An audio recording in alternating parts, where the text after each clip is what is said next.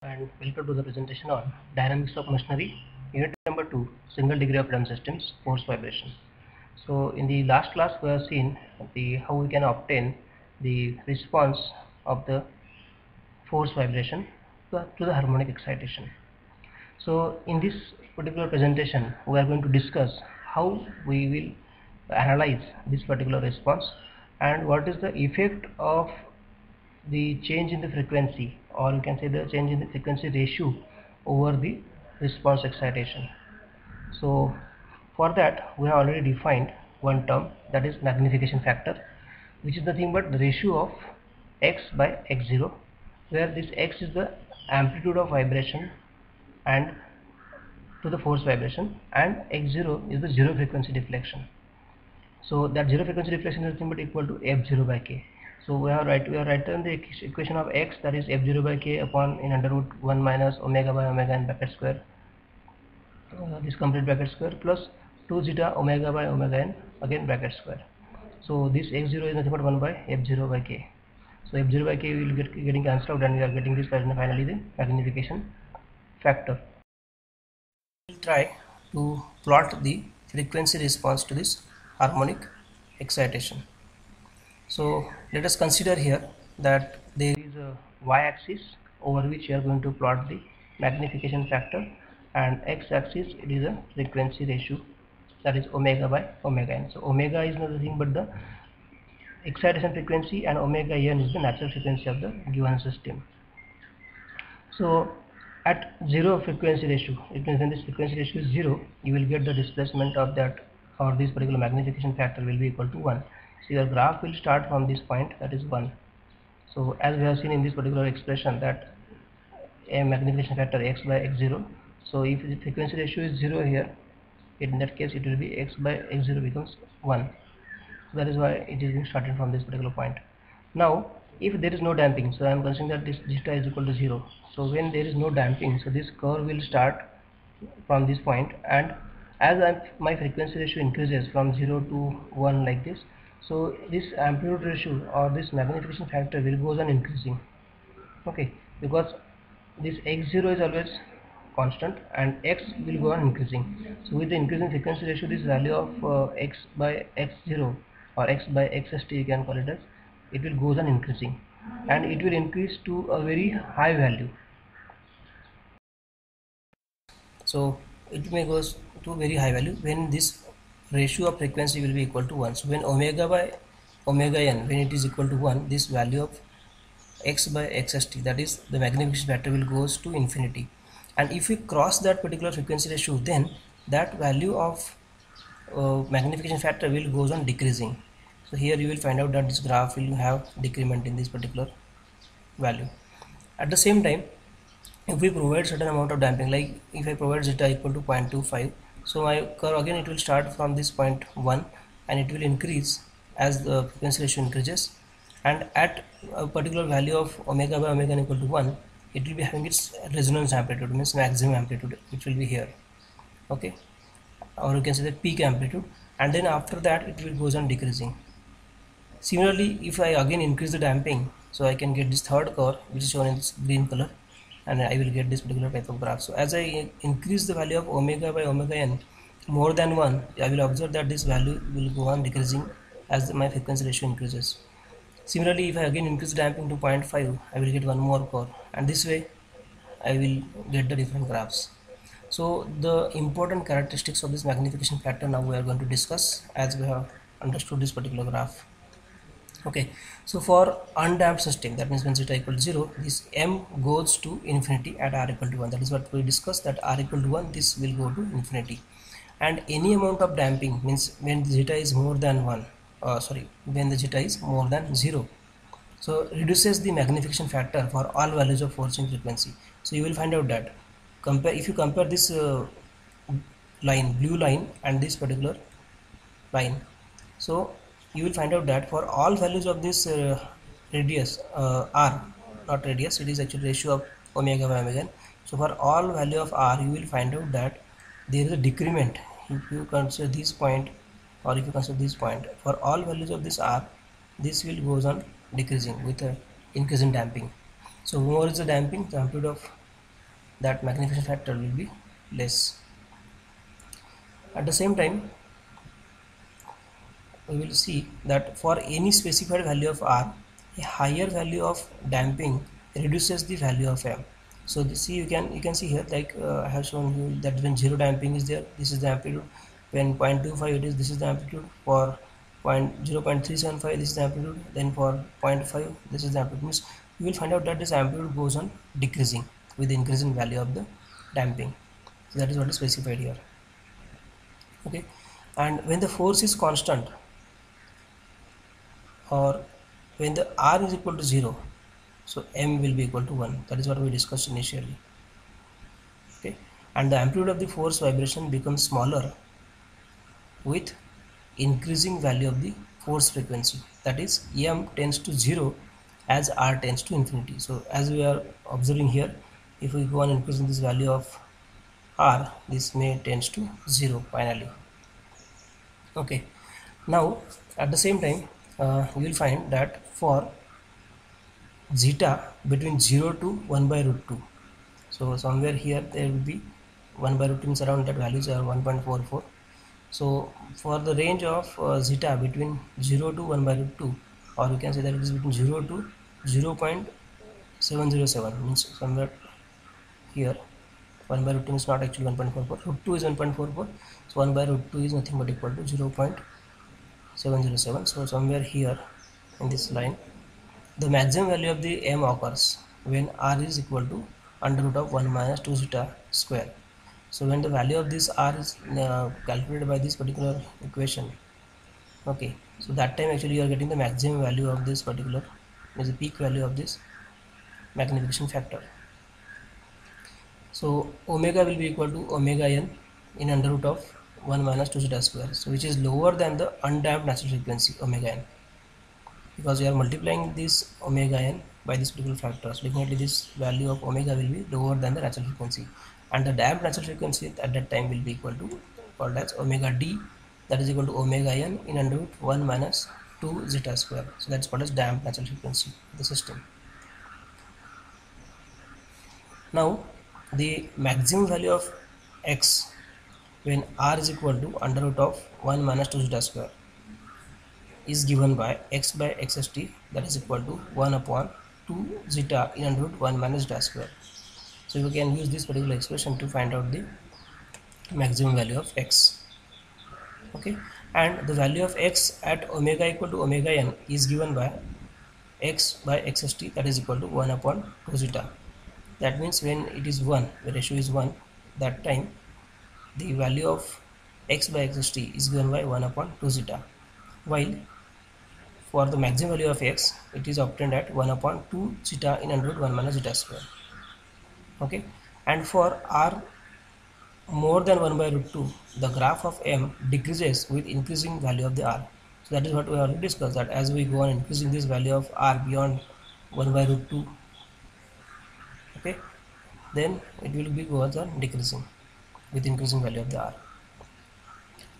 Now similarly we will see the characteristics of the phase angle, because in this particular curve actually we have seen that your displacement is increasing like this, and then this displacement goes on decreasing. So as we are saying that this displacement will be having a particular phase difference with the applied force.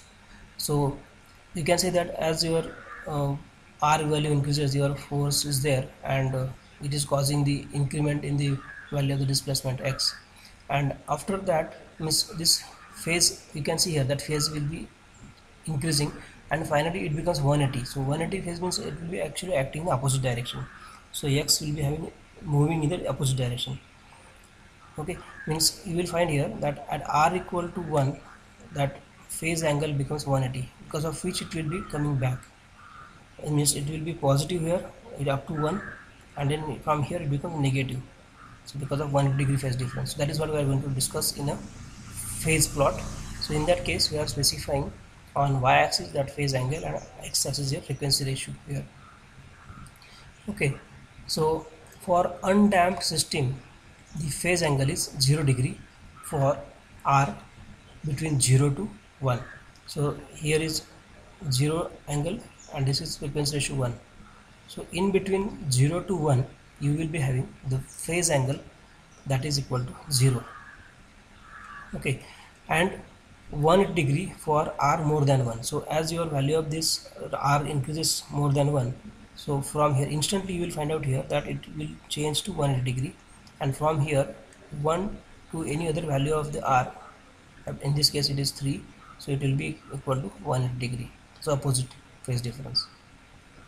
So this implies that the excitation and the response are in phase for 0 to r and out of phase for r more than 1. That is when the zeta is equal to 0. So this is applicable for zeta less equal to 0. Means when there is no damping. Okay, when there is no damping, that time your displacement and the force will be in phase up to 1, and after that also it will be in phase. Sorry, after that it will be in out of phase. Okay, so as force increases, your displacement will increase. Okay, means in positively, but now after that it will be goes on decreasing, that is negative. Okay, because of 1 degree out of phase with this. Okay, so now we will see the effect of damping over this particular phase angle. So you can see this diagram given first of all. So these particular diagrams are drawn for different values of zeta. So if I consider this particular first curve, this color, this curve, suppose red color curve, so I will observe that this for a particular value of damping, this is goes on increasing. Okay, and it will be like this. So if I consider suppose zeta equal to 0.25 or zeta equal to 0, we have drawn this line already. Red line we have drawn with zeta equal to 0, and this green line is for zeta equal to 0.25. Means if you have provided small amount of damping, this one I am tracing now this particular line. So this line I am tracing from here. So like this you will get the increment in the phase angle. So here you will find out that slowly this phase angle will goes on increasing as you go towards the value 1. Okay, and then it will be increasing towards 180 like this. So for zeta more than 0 or greater than 0 and r between 0 to 1, so for this range I was talking about, the phase angle is given by, or the phase angle will be between 0 to 90 degrees. So you will find here that it is between 0 to 90 degree. Here is 90 degree, this is 0. So this phase angle is between 0 to 90 degree up to this point. Okay, from 0 to 190 degree for r value range of 0 to 1. Okay, implying that the response lags excitation. So definitely this will indicate that the response will be lagging the excitation. So excitation force and the displacement will be lacking by some amount, and that amount will goes on changing here from 0 to 90 degree for value of r between 0 to 1. And for zeta greater than 1 and r greater than 1, means zeta value having more than 0 and r having more than 1 is above this now, from 1 onwards, you will find out that the phase angle is given by, or the phase will be between 90 to 180 degree, because from 1 to a higher value of r, your phase angle will start here from 90 and it goes to 180 like this, for higher value of the r, that is frequency ratio. Okay, this is what we are going to observe on this diagram. And now if I go on increasing the damping, so I will find out corresponding to this. So here you can say that there is a higher damping compared to this damping. Okay, it means suppose for same value of the frequency ratio, this is the frequency ratio r, for this if the damping is 0.25, so I will have this phase angle, and as my damping increases, the phase angle will increase. That is what we are going to discuss again, that for zeta more than 0 and r equal to 1, the phase angle is equal to 90 degree, implying that the phase difference between the excitation and the response is 90 degree. So here you will find out that for any value of zeta, you can see all these different curves are plotted for different values of zeta. For any value of zeta and r equal to 1, you will find out that the phase angle will always be 90 degree. Okay, so this is what is specified here. The phase difference between the excitation and response is 90 degree for r equal to 1 and zeta more than 0. And for zeta more than 0 and large values of r, the phase angle phi omega approaches 180 degree. So this is what we can observe over here, that for all values of this zeta, okay, beyond r value more than 1, okay, the phase angle will approach to 180 degree, means all this will be going towards 180 degree. It means that there is a out of phase relationship between the response and the excitation. So this also we can analyze with the help of our vector diagram. So the damping factor zeta has a large influence. That is what we have seen in the previous two plots. One is the magnification factor versus frequency ratio, which is called as frequency response curves, and phase versus frequency ratio. Okay, so magnitude plot and phase plot, that two plots we have seen, and in that case we observe that this zeta is going to cause more influence on this amplitude and the phase angle in the region where r is equal to 1, that is at resonance. So this phenomena is represented by frequency response curves, can be further better understood by means of the vector diagram as follows. So this is what the vector diagram that we have drawn previously. So consider there are three cases here now when this frequency ratio is much less than the 1, or when the frequency ratio is equal to 1, or where the frequency ratio is more than 1. Okay, so let us consider the first case when the frequency ratio is less than the 1, for which omega should be very small. So omega will be small, omega n will be more, and therefore omega by omega ratio will be less than 1. So at very low frequencies, when omega is very small, the inertia force, means m omega square x, and the damping force, that is c omega x, these two forces are very small because value of omega is small. So for small values of this omega, these two forces will be small, and therefore the angle phi will also be small. So for small value of this angle phi, the impressed force F0 is almost equal and opposite to the spring force, that is kx. So you will find out that this is suppose your impressed force and this is nothing but spring force. So when this phi is also small, as we are already having this omega small, so phi is also small, and therefore this force and this force are nearly equal, and therefore for very low frequencies the phase angle tends to 0, and the impressed force wholly balances the spring force. It means you will find out that this particular angle will be nearly 0, because when this angle is 0, so definitely this is very small. So until you are having the value of omega by omega n equal to 1, this angle is nearly 0, and these particular forces are balancing each other. Okay, also the second case, in which case this omega by omega n is equal to 1, means it is r is equal to 1. So with the increased value of omega, the damping force c omega x and the inertia force m omega square into x, these two will increase, and therefore the phase angle also increases. So if omega is increased to such an extent that the phase angle is nearly 90 degree, so much value of increase in the omega, if it is there, the force polygon becomes a rectangle, which is shown over here. So this phase angle, displacement and force will be having the phase angle of 90 degree. So in that case, this forces balance, you will find that there is a rectangular force diagram like this, and the spring force kx and the inertia force m omega square x, that will be equal and opposite. Okay, so when they are equal and opposite, we can write this that kx is equal to m omega square x. It means omega will be equal to, if you have to find out the value of omega from this, so I will take x will get cancelled out, omega square will be equal to k by m, and therefore omega will be equal to under root of k by m, that is omega n. So omega is equal to omega n, that means omega by omega n ratio is equal to 1. So when this r is equal to 1, or when the ratio of frequency is equal to 1, that time you will get this kind of plot in the vector diagram. And also the impressed force is completely balanced by the spring force. So you will find out that this force will be balanced by the damping force. So F0 will be balanced by this c omega x. So it means we can write that this c omega x is equal to F0, or x is equal to F0 by c omega. That means just I am doing the substitution here, that x is equal to F0 by c omega. So F0 by c omega, if I divide it by numerator and denominator by k, so it will be F0 by k in the numerator, and denominator it will be c omega k. So definitely F0 by k is nothing but the now I will write again x is equal to x, F0 by k is nothing but x of st, that is static deflection, or zero frequency deflection, and C omega by k can be written as 2 zeta omega by omega n, or you can write x is equal to xst divided by 2 zeta. That means when omega by omega n is equal to 1, that time this xr by xst will be equal to 1 by 2 zeta.